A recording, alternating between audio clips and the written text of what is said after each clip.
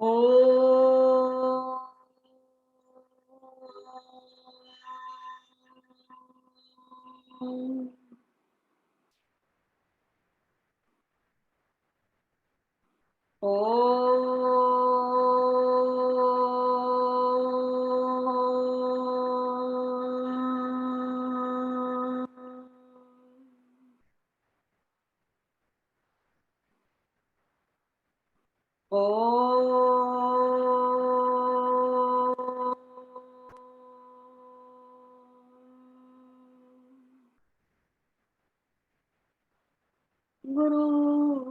गुरुर्ब्रह्मा गुरुर्विष्णु गुरुर्देवो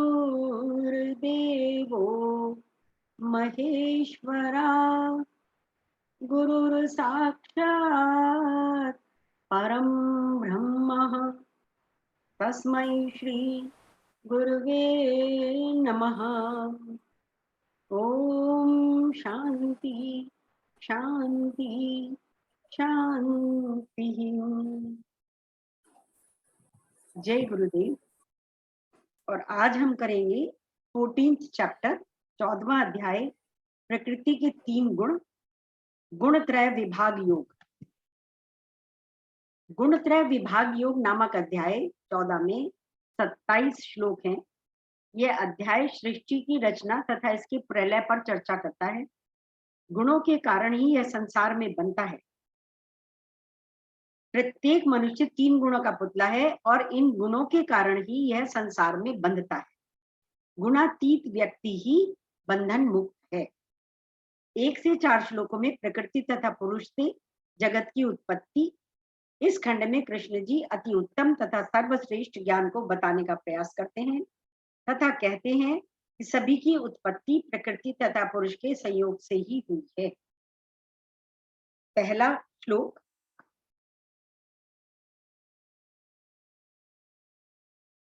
परम भूयः प्रवक्ष्यामि ज्ञानानां ज्ञानम उत्तमम यन् ज्ञात्वा मुनयः सर्वे पराम सिद्धिमितो गताः। भगवान ने कहा, अब मैं तुमसे समस्त ज्ञानों में सर्वश्रेष्ठ इस परम ज्ञान को पुनः कहूंगा, जिसे जान लेने पर समस्त मुनियों ने परम सिद्धि प्राप्त की है। इस ज्ञान को जानने के पश्चात ही मुनियों ने परम सिद्धि को प्राप्त किया है। In English, I will again declare the supreme knowledge, the best of knowledges, which having known all sages have gone from here to ultimate perfection. ज्ञान वर्षा पुनः शुरू करते हुए कृष्ण जी कहते हैं कि अध्यात्म ज्ञान से श्रेष्ठ कोई और ज्ञान नहीं है।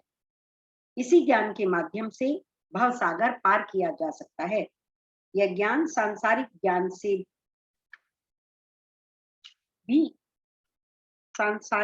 से भिन्न इसलिए है क्योंकि सांसारिक ज्ञान नाशवान है, जबकि यह अविनाशी है। सांसारिक ज्ञान बाहरी ज्ञान है, जबकि यह आंतरिक ज्ञान है। सांसारिक ज्ञान धन प्राप्ति के लिए होता है, जबकि यह ज्ञान मुक्ति के लिए होता है। सांसारिक ज्ञान की सीमा है, जबकि आध्यात्मिक ज्ञान असीम है। सांसारिक ज्ञान में वस्तुओं तथा व्यक्तियों पर निर्भर होना पड़ता है, जबकि आध्यात्मिक ज्ञान निर्भरता कम करता है। सांसारिक ज्ञान धनी बनाता है, जबकि आध्यात्मिक ज्ञान मुनि बनाता है। सांसारिक ज्ञान में नाम मिलता है, जबकि अध्यात्म ज्ञान में अमृत तत्व की उपलब्धि होती है। श्लोक नंबर 2। इदं ज्ञानम उपाश्रित्य मम साधर्म्यम आगतः सर्गे अपि नोपजायन्ते प्रलये न व्यथयन्ति च। अर्थात इस ज्ञान में स्थिर होकर मनुष्य मेरी जैसी दिव्य प्रकृति स्वभाव को प्राप्त कर सकता है। इस प्रकार स्थित हो जाने पर वह न तो सृष्टि के समय उत्पन्न होता है और न प्रलय के समय विचलित होता है, यानी कि मोक्ष को प्राप्त हो जाता है।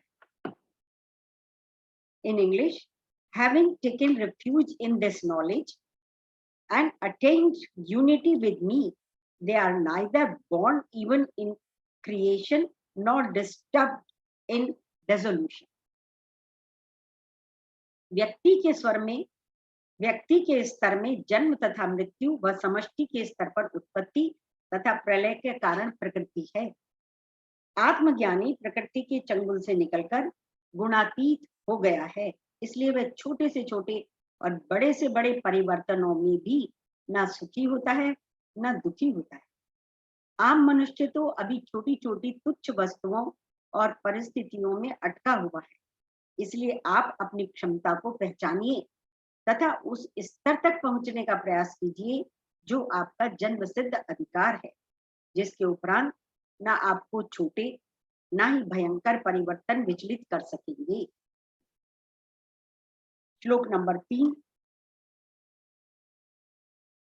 मम योनिर महद ब्रह्म तस्मिन् गर्भ दधाम्यहम् संभवः सर्वभूतानां ततो भवति भारत। हे भरत पुत्र, ब्रह्म नामक समग्र भौतिक वस्तु जन्म का स्रोत है और मैं इसी ब्रह्म को गर्भस्थ करता हूँ, जिससे समस्त जीवों का जन्म संभव होता है। इन इंग्लिश,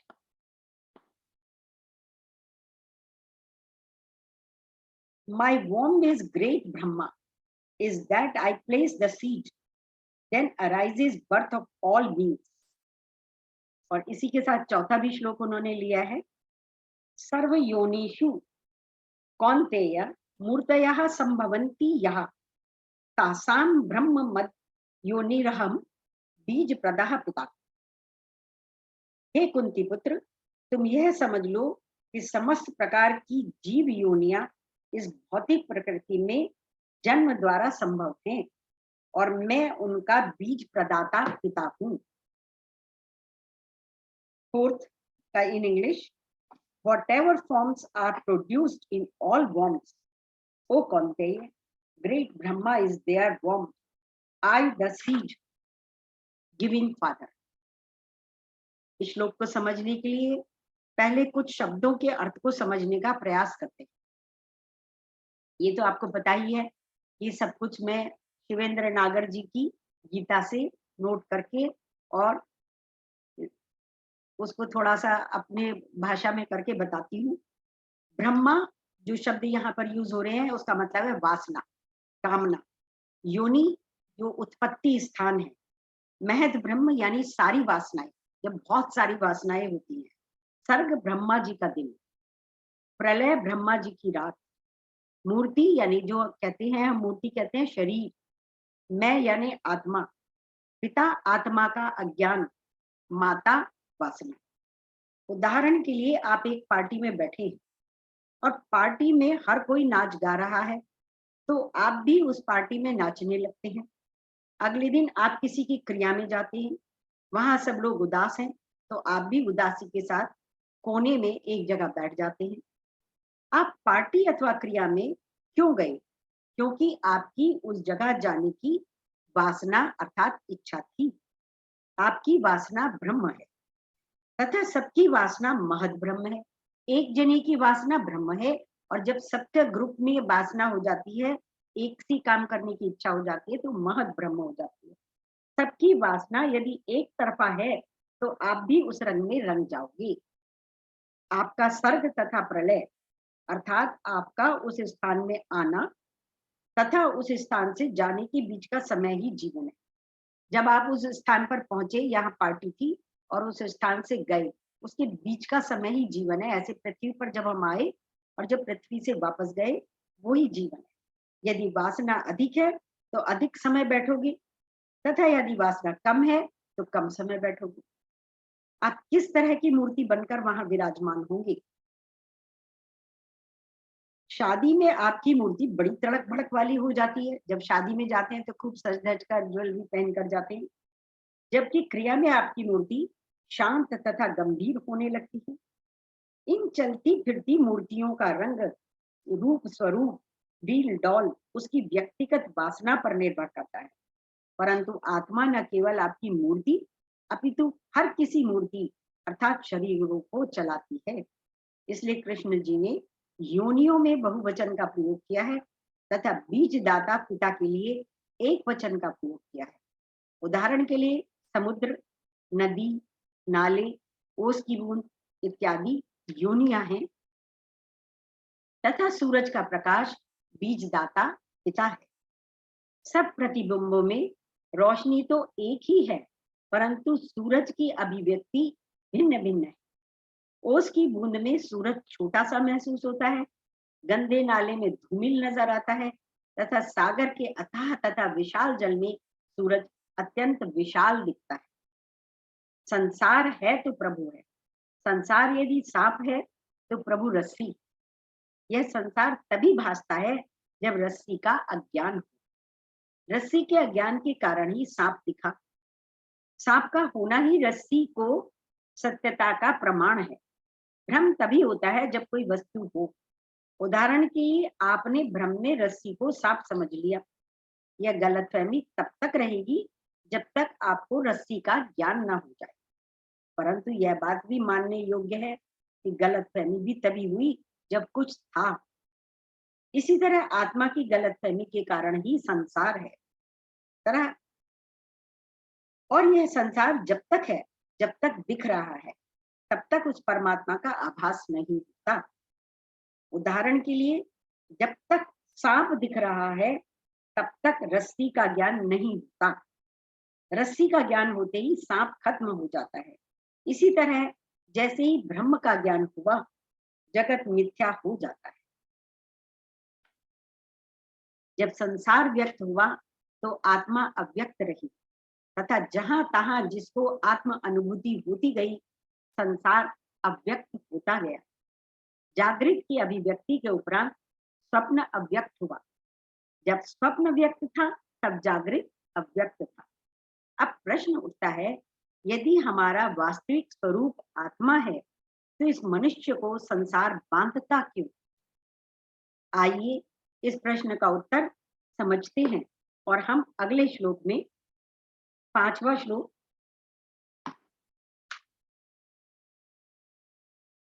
सत्वं रजस्तम इति गुणः प्रकृति संभवः निबध्नन्ति महाबाहो देहे देहिनम अव्ययम्।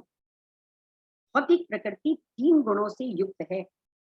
ये है सतो, रजो तथा तमोगुण। हे महाबाहु अर्जुन, जब शाश्वत जीव प्रकृति के संसर्ग में आता है तो वह इन तीनों गुणों से बंध जाता है। इन इंग्लिश, सत्वा, रजस, तमस, these gunas qualities born of prakriti, matter behind indestructible embodied to the body, o महाबाहो। तात्पर्य, श्लोक क्रमांक 5 से 9 तक कृष्ण जी बता रहे हैं कि तमस रजस रूपी तीनों गुणों के कारण ही अविनाशी आत्मा इस देह में बंधी है। वास्तव में तो आत्मा बंधन रहित है, परंतु ऐसा भासता है कि वह बंधी हुई। सत्य तो यह है कि आप बंधन मुक्त हो, परंतु अज्ञान के कारण ऐसा भासता है कि संसार ने आपको बांधा हुआ है। उदाहरण के लिए, आपके बैंक खाते में करोड़ों रुपए हैं, परंतु आप इस बात से अनभिज्ञ हो कि आपके खाते में बहुत रुपए हैं। जब तक आपको अपनी वास्तविकता का पता नहीं चलेगा, तब तक आप भीख का कटोरा लेकर गली गली बच्चे बच्चे से कूचे कूचे से घूमोगे और भीख मांगोगे। अच्छी भीख मिल जाए तो सुख और कम मिल जाए तो दुख होगा। इस अच्छी बुरी सुख दुख से परे परमानंद की अनुभूति अपनी वास्तविकता के ज्ञान से ही होगी। जैसे ही आपको ये पता चल जाएगा कि आपके पास करोड़ों रुपए हैं, आप दूसरे से मांगने नहीं जाएंगे। इसी तरह हम ब्रह्म स्वरूप होकर भी सुख दुख के झूले में झूलते रहते हैं, लेकिन ब्रह्म ज्ञान के बाद आनंद ही आनंद मिलता है। अज्ञान 3 पर्दों से आता है। पहला पर्दा तमस का है, जहां मनुष्य को आलस, प्रमाद, निद्रा भाव बांधते। दूसरा रजस का, जिसमें काम, क्रोध, लोभ, मोह जैसी प्रवृत्तियां बंधती। आखिरी पर्दा सत्व का है, जहां मनुष्य को सत्संग, पूजा पाठ, सेवा, दान, पुण्य, भक्ति, कर्म और ज्ञान बांधते। ब्रह्मज्ञानी गुणातीत, इसलिए वह सत्व के बंधन में भी नहीं बनता और इन गुणों से मुक्त होकर निर्गुण स्थिति तक पहुंचता है। वाह, कितना सुंदर बताया है। एक और श्लोक कर लेते हैं, फिर डिस्कस करते हैं। तत्र सत्वं निर्मलत्वात् प्रकाशकम अनामयम सुख संगेन बदनाति ज्ञान संगेन च अनघ। हे निष्पाप, सतो गुण अन्य गुणों की अपेक्षा अधिक शुद्ध होने के कारण प्रकाश प्रदान करने वाला और मनुष्यों को सारे पाप कर्मों से मुक्त करने वाला है। जो लोग इस गुण में स्थित होते हैं वे सुख तथा ज्ञान के भाव से बच जाते हैं। In English, of these sattva being stainless is luminous and healthy. It binds through attachment to happiness and attachment to knowledge. O anagha, anagha means निष्पाप। हे अनघ निष्पाप, जिसने कोई गलती नहीं की, सत्व का बंधन सबसे सूक्ष्म बंधन है तथा अधिकतर लोग तो इसी बंधन मानते ही नहीं। संसार तो जुड़ना चाहता है ज्ञान से, सुख से, निरोगिता इत्यादि से, परंतु कृष्ण जी इसको भी बंधन मानते हैं। सात्विक मनुष्य शरीर के स्तर पर रोग रहित, मानसिक स्तर पर निर्मल, बौद्धिक स्तर पर प्रकाशवान होता है। यह स्थिति इतनी मजेदार है कि इससे अच्छा और कुछ दिखता ही नहीं। ज्ञान, सुख, सम्मान, समृद्धि जब आपके पांव छूने लगे, आपकी जब चर्चाएं गली गली होने लगे, परंतु इतना सब कुछ मिलने के उपरांत भी मनुष्य को अपने अंदर कुछ कमी ही महसूस हो, यह बेचैनी संसार से परे उस परम, उस सूक्ष्म की इच्छा के कारण होती है। कौन हूं मैं, कहां से आया हूं, कहां जाऊंगा, इस बात से साधक का मन संसार के सुखों में भी नहीं लगता। अध्यात्म में इस तत्व को मुमुक्षु तत्व कहा गया है। जिस मनुष्य में मुमुक्ष तत्व आ जाता है वह गुणातीत होना चाहता है। यह स्थिति आत्मा की है। जिस समय वह स्थिति निर्गुण और गुणातीत होती है तभी हम ज्ञान के बंधनों से भी मुक्त हो जाते हैं। अन्यथा सत्व का जो सुख है वह बहुत गहरा है। शास्त्र कहते हैं, यदि आप संसार में फंसे हो तो मूर्ख हो, और यदि अध्यात्म में फंसे हो तो महामूर्ख हो। एक और श्लोक हो सकता है, एक और श्लोक करते हैं। रजो रागात्मकम विद्धि तृष्णा संगम समुद्भवम तन्निबध्नाति कौन्तेय कर्म संगेन देहिनम। हे कुंती पुत्र, रजोगुण की उत्पत्ति असीम आकांक्षाओं तथा तृष्णाओं से होती है और इसी के कारण से यह देवधारी जी सकाम कर्मों से बंध जाता है। जिसके अंदर भी रजोगुण की, जैसे जो राजसिक उसमें आते हैं माहौल में, तो उसकी उत्पत्ति बहुत सारी कामनाएं पिछले जन्मों में हम लेकर तब इस जन्म में हमारी उत्पत्ति होती है। रजोगुण की उत्पत्ति असीम आकांक्षाओं तथा तृष्णाओं से होती है और इसी के कारण से यह देवधारी जीव सकाम कर्मों में बंध जाता है। In English, know rajas to be the nature of passion, the source of thirst and attachment. It binds fast, O Kaunteya, the embodied by attachment to action. उसका कर्म करने के प्रति इतना गहरा लगाव हो जाता है रजस में, बहुत ज्यादा। जब रजस का बोलबाला होता है तब मनुष्यों में राग का भाव इस संसार की तरफ खींचने लगता है। मनुष्य में जो राग की प्रवृत्ति है वही उससे कामनाएं, इच्छाएं तथा कर्म करवाती। यही कामनाएं फिर हमें और आपको अपने कर्म क्षेत्र में फंसा दी। गीता जी में बार बार यह बात समझाई गई है कि मनुष्य के कर्म मनुष्य को नहीं बांधते, अपितु उन कर्मों से आसक्ति ही मनुष्य को बांधती है। गीता जी कहती हैं कि मनुष्य एक क्षण भी बिना कर्म के नहीं रह सकता। चलिए अब डिस्कशन करते हैं।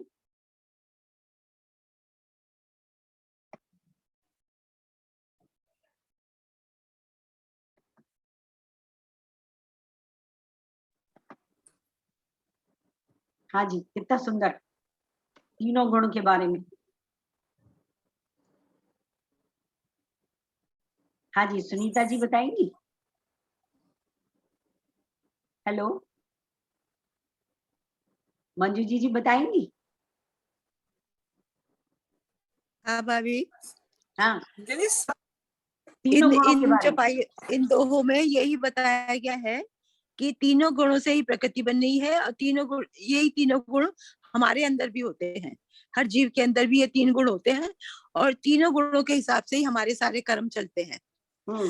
तो कहते हैं कि बांधते तो तीनों गुण हैं, तमोगुण भी, रजोगुण भी, और सत्व गुण भी है। तो कहते हैं कि सत्वगुण तो है कि सोने की जंजीर, रजोगुण है क्या कहते हैं, चांदी की जंजीर, और तमोगुण है लोहे की जंजीर। बांधने वाले तीनों ही है, लेकिन फिर भी हमें सत्वगुण को है ना प्रैक्टिस करनी चाहिए कि हम ज्यादा से ज्यादा समय है ना सत्वगुण में बिताएं। हमारे भाव जो है ना अच्छे हों, सत्वगुण वाले हों, और उसमें रहने के बाद, उसमें स्थिर होने के बाद फिर उससे ऊपर उठ के तीनों गुणों से ऊपर उठ के ना उठना चाहिए। मतलब उन तीनों गुणों से जब हम ऊपर उठ जाएंगे, तीनों गुणों से बियॉन्ड हो जाएंगे, तब है ना मुक्ति है। तो बियॉन्ड होने के लिए भी उन्होंने एक सेंटेंस यूज किया है, अटैचमेंट जब खत्म हो जाए कि सब कुछ सत्वगुण में रहे पर उससे अटैच नहीं हो। अब हम लोग क्या करते हैं, उसे पकड़ लेते हैं, हाँ, अटैच हो जाते हैं। दान कर रहे हैं तो अरे मैं तो दान कर रहा हूँ, मेरे मेरे बिना कैसे होगा, है ना। सत्संग कर रहे हैं तो सोचते हैं बस हम ही कर रहे हैं सत्संग, है ना। भजन कर रहे हैं तो हम सोचते हैं हम ही कर रहे हैं, सेवा कर रहे हैं तो उनको, तो उसमें भी अटैच हो जाते हैं, उसमें ही आनंद आने लग जाता है। दूसरे आगे कुछ देखते नहीं कि आगे जाना है, रास्ते में कहाँ पहुंचना है। तो अटैचमेंट से उससे जैसे ही मुक्ति पाते हैं, फिर धीरे धीरे हम मुमुक्ष तत्व की तरफ चलते हैं। और मुमुक्ष का मतलब यह है कि मोक्ष को पाने की इच्छा, मोक्ष को पाने की तरफ चल पड़ते हैं। हाँ, इच्छा होगी उसके तरफ भी चल पड़ते हैं, तब मुमुक्ष हो जाता है। और ये भाव आने लगता है मन में कि मैं कौन हूँ, हाँ, कहाँ से आया हूँ, कहाँ जाऊंगा। और हमारे मन में तो एक भाव आया, बहुत पहले आया, आज नहीं, 2001 में आ गया था, अकेले आए हैं, अकेले जाना है। तो अकेले जब जाएंगे वहां कोई भी बंधु, कोई भी मित्र, कोई भी रिलेशन साथ नहीं जाएगा। तो हमने अगर अच्छे कर्म किए होंगे तो जब अगर प्रभु का सामना होगा, अगर प्रभु का सामना होगा तो हमारी नजरें बराबर में रहेंगी, नीचे नहीं जाएंगी। हमने गलत कर्म किए होंगे तो हमारी आंखें मिलाने के योग्य नहीं होंगी, है ना। Guilty conscious. अगर कॉन्शियसली हमने अच्छा ही किया होगा तो हम सर उठा के प्रभु के सामने जा सकते हैं और उनका आशीर्वाद प्राप्त करके चरणों में स्थान प्राप्त कर सकते हैं। ऐसा विचार 2002 में आ गया, 1 में आ गया, जो लिखा हुआ भी है मैंने उसको, कि भाई सबको जाना है। तो ऐसा कर्म करें, वो जो कर्म शक्ति है हमारे अंदर जो अच्छे कर्मों से आती है, वो हमारा मार्ग अपने आप से आसान कर देगी और हम वहां तक अपने आप मोक्ष तत्व प्राप्त कर सकेंगे, बिल्कुल। स्वतः प्राप्त हो जाए। ये भाव आया तभी तो आपने आर्ट ऑफ लिविंग ज्वाइन की। आर्ट ऑफ लिविंग में आने के बाद ये भाव आया, जब रोज ध्यान साधना करती थी ना, हाँ, तब आया। उससे पहले और तरह की भक्ति थी, है ना। उसके बाद ये दूसरी तरह की आध्यात्मिक भक्ति थी, और वो भी इतने साल से चल रहे थे, और ये लगता था अरे ये तो हम भी कर सकते हैं, अरे ये तो हमारी समझ में आ रहा है, ये तो हम भी बोल सकते हैं।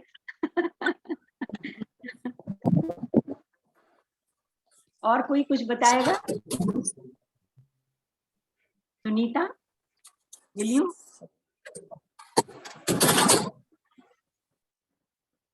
हाँ, आवाज आवाज करिए, पहले अनम्यूट करिए अपने को।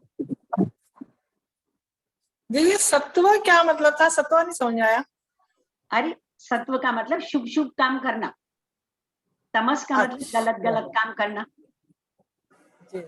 है ना। यानी जो काम मना किए गए हैं दैट इज तामसिक। चोरी, लूट, बुराई, निंदा करना, गलत तरह का खान पान करना, समय पे ना उठना, समय पे ना सोना, दैट इज तामसिक। और राजसिक वो है जो कि आपके अंदर हमेशा एक एनकरेजमेंट, उत्साह हो, आगे ये भी करूं, ये भी करूं, ये भी करूं, वो राजसिक है।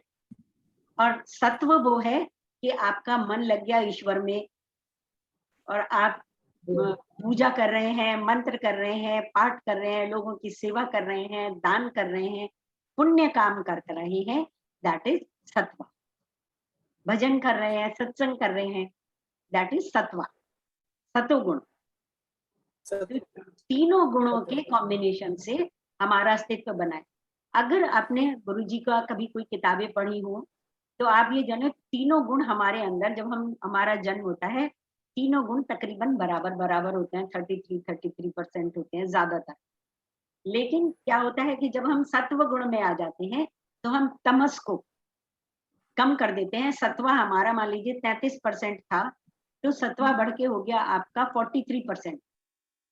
तो कोई तो दूसरे गुणों में है तो 100 ही, तो दूसरे जो तमस के जो गुण है वो कम हो जाएंगे, रजस के जो गुण है वो कम हो जाएंगे।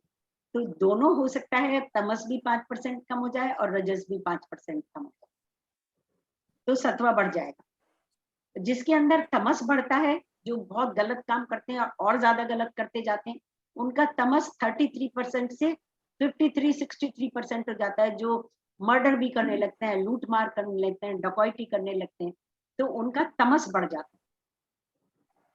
तो हम विवेक से, साधना से, ज्ञान से अपने तमस को और रजस को कम करके सत्वा को बढ़ा सकते हैं।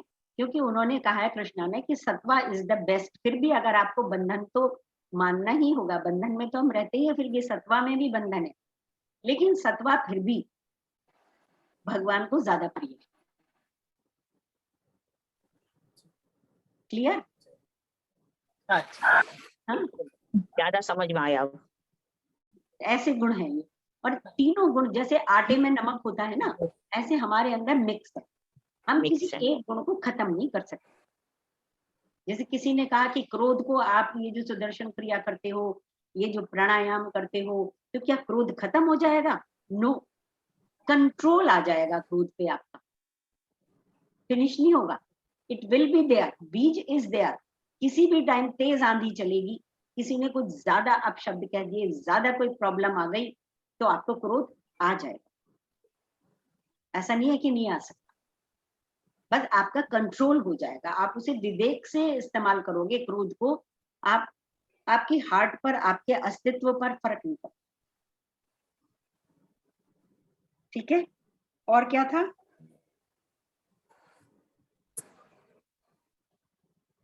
इसमें उन्होंने बताया कि सत्वा में भी भाव आ जाता है राग का, हम उससे कनेक्टेड हो जाते हैं। जैसे हम सत्संग से कनेक्टेड रहते हैं, बस सत्संग होना चाहिए, सत्संग होना चाहिए, है ना? अब हमारे गीता में मन लगा हुआ है तो गीता होनी चाहिए। रात दिन चर्चा करते रहते हैं। कोई एक छोटा सा विचार आया, एक आध्यात्मिक विचार आया, कितने दिन तक वो हमारे को इतना खुशी और स्पंदन देता रहा कि मन ऐसा खुश हो गया जैसे पता नहीं क्या मिल गया। तो वो जो राग हो जाता है उससे, यानी अटैचमेंट हो जाता है, उन भावों से भी अटैचमेंट हो जाता है, अच्छे भावों से भी अटैचमेंट हो जाता है। राग की प्रवृत्ति वही उससे कामनाएं, इच्छाएं तथा कर्म करवाती है और अच्छा करें। जब हम और अच्छा करने के लिए कर्म करते हैं तभी तो कर्म करते हैं। थोड़ा लेट गो, हो तो रहा है, ठीक तो है, सब ऐसे ही अच्छा करने के लिए ही हम, और अच्छा करने के लिए ही कर्म करते हैं। और एक चीज और बहुत अच्छी थी, पीछे मैंने ऊपर भी लिखा है, तीन तीन तरीके से ये आता है हमारे अंदर। पहला वाला जो आपने कहा, तमस का मतलब है आलस, प्रमाद और निद्रा, ये बांधते हैं। सुबह को अलार्म लगाया कि 5 बजे उठूंगी, कल से वॉक जरूर जाऊंगी, और उठा नहीं जाता, अलार्म बंद करके फिर सो जाते हैं, दैट इज तमस। ये हमारे मन ने हमारी बात ही नहीं सुनी है। फिर क्या है जिसमें काम, क्रोध, लोभ, मोह। काम भी है, इच्छाएं भी बहुत सारी हैं, क्रोध भी है, मैं यूं कर दूंगा, मैं यूं कर दूंगा, ऐसा कर दूंगा, वैसे कर दूंगा। और लोभ भी है, ये करूंगा तो ये मिलेगा, ये करूंगा तो ये मिलेगा, है ना? और मोह भी है, अटैचमेंट भी है। ये प्रवृत्तियां होती है, वो बांधती है, हमें बांध। जैसे मैं कहा करती हूँ कि अगर काम, लोभ, मोह को आप कंट्रोल नहीं कर पा रहे, लेकिन आप बिल्कुल डाउन टू अर्थ हो जाओ, जीवन में आप एक सरलता ले आओ। अगर मैं ये बड्ढे नहीं मारूं, बड्ढे ही कहूंगी अभी इस समय, अगर मैं ये बड्ढे मारूं कि मेरे पास तो लाखों रुपया पड़ा रहता है, मेरे बैंक में तो इतने लाख पड़ा है, मैं तो यहाँ करोड़ पड़ा है, मेरे पे तो इतना है इतना है, अगर मैं ये बड्ढे मारूं या शो ऑफ करूं और किसी ने कल मांग लिया तो अगले बगले झांकनी पड़ सकती है ना, बड्ढे मारने में, शो ऑफ करने में। तो क्या है, पहले ही मत करो, आप पहले ही आराम से सरलता से रहो, जैसे है वैसे ही, ना ज्यादा दिखाओ, ना दूसरे को जो है कम और ज्यादा पे क्रिटिसाइज करो, सरलता से रहो। तो आपका ना कभी अपमान होगा, ना आपको डिग्रेड होने का समय मिलेगा। पहले ही आप तो पोलाइट है, नम्र है, सरल है कि नहीं? तो मोह और लोभ, इन ये भी मानते हैं हम लोग, दिखावे की जिंदगी जीते हैं। आप देखिए, हम में से भी जो सरल भी हैं, हम में से भी कुछ तो होता ही है अंतर। घर में बैठे हैं, ऐसे ही उठ के हम भी चले जाते कहीं, थोड़ा सा चेंज करते हैं, थोड़ा बाल ठीक करेंगे, 4 जने देखेंगे, है ना? घर में तो बाल ऐसे ऐसे हो जाती है, नहीं? तो वो जो दिखावे की जिंदगी है और वो जो पर्सनल है, रात को सोते समय देखते हो बाल खराब हो रहे? नहीं देखते, है ना? कपड़े भी नहीं देखते क्या पहने है ना? तो वो जो सरलता है, वो जो आप अपने से कनेक्टेड है, आप अपने से आप पर्दा नहीं करते, दूसरे दूसरे को दिखावे में जीते। और इसमें ब्रह्मज्ञानी, उन्होंने कहा, मनुष्य को सत्संग, पूजा पाठ, सेवा, दान, पुण्य, भक्ति, कर्म और ज्ञान भी बांधता है। बंधन तो हर चीज में, लेकिन ब्रह्मज्ञानी गुणातीत है, इसलिए वह सत्व के बंधन में भी नहीं बंधता तथा इन गुणों से मुक्त होकर निर्गुण स्थिति तक पहुंचता है। हमारे गुरुजी अब निर्गुण स्थिति में, गुणातीत है इस समय, है ना? अपने लिए तो कुछ नहीं है, सब कुछ किसके लिए कर रहे हैं? देश के लिए, समाज के लिए, संसार के लिए कर्म कर रहे हैं। और क्या एक चीज आई है बहुत सुंदर,